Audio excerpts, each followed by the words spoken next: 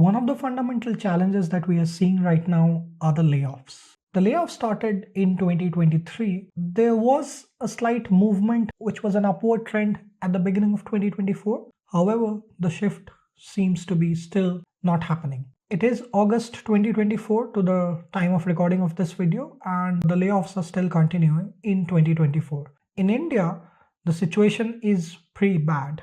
So the job market, in a nutshell, as you might already know, is not looking optimal at best. Now, what is driving this and what can we do to survive in this is what I'm going to talk about. This is not a doomsday video where lose all hope and leave all jobs and start to look for alternate careers. This is going to be a little bit grounded in the fact that how to go about building your skills and what can you do to gain experiences and what is driving this change.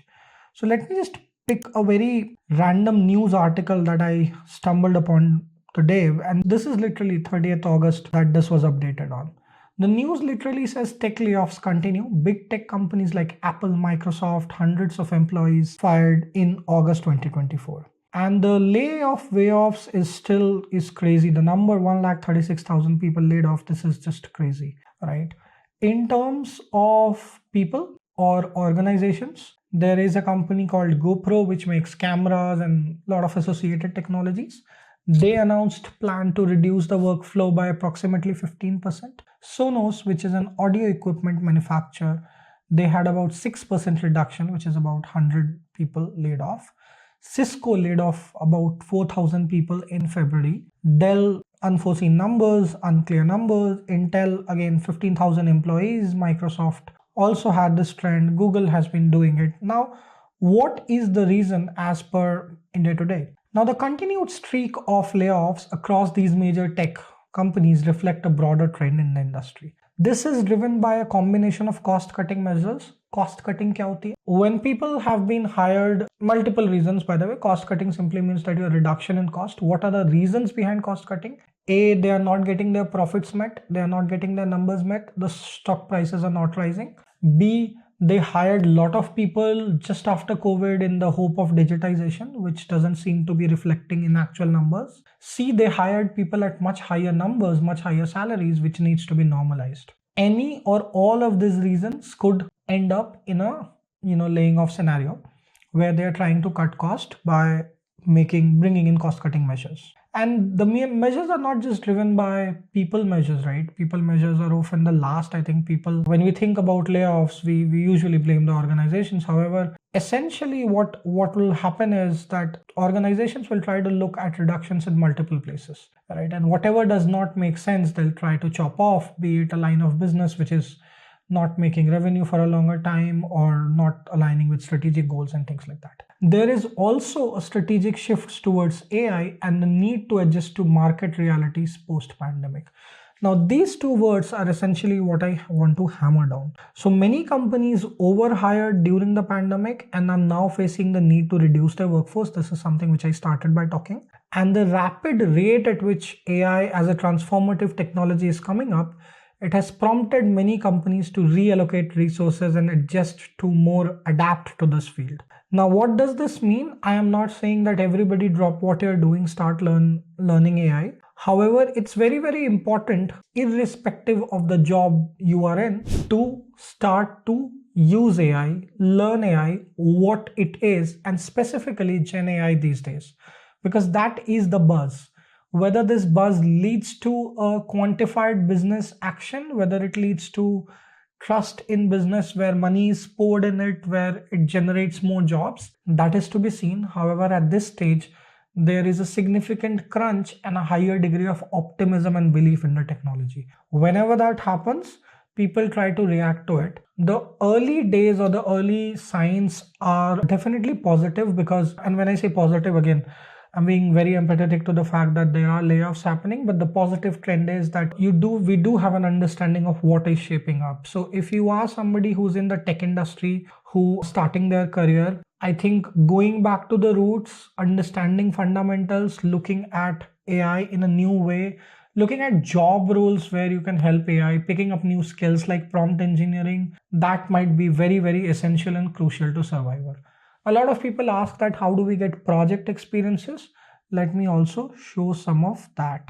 So essentially, I'm pretty sure everybody has heard of Kaggle. Now, I'm not saying Kaggle is a replacement for a real experience, but if you have learned something, Kaggle is a great testing ground. A lot of people look for problems. Instead of looking for problems, just search on Kaggle, you will get problems.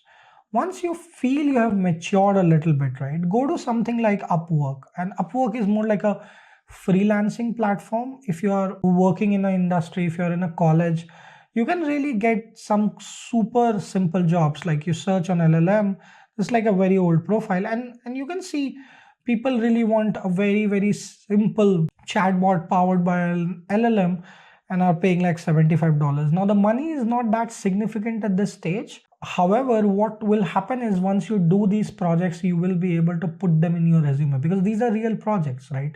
You're working as a freelancer, and the good part is the hiring industry, people who hire are very cognitive of this, that if you have worked on the side, if you have worked on certain projects, it's a great idea to hire you because that shows that you have the ability to pick on problems head on and also solve them.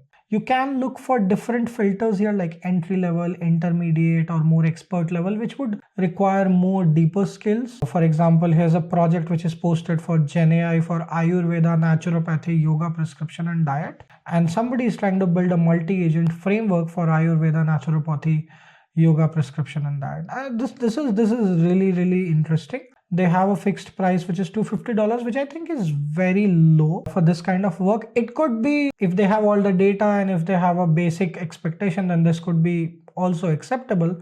But $250 seems to be very low. It's like, what's $250? Like 25,000 rupees. However, for somebody who's young in their career, this could be a great project to build and benefit upon. And then you can see a lot of different projects like these. So platforms like these where freelancing gigs are posted are a great place to build your experience and showcase it. If you are somebody who's already working in a company and is also trying to upskill, great. I think you can obviously look for alternatives within your organizations, talk to your manager, talk to your boss, talk to your teams as to what you are doing. It's not very difficult to bring GenAI into an organization as well because the barrier to entry is low. You can use ready to use APIs at very low cost and learn prompt engineering, literally working on your laptop. No big crazy machine learning infrastructure required and all that.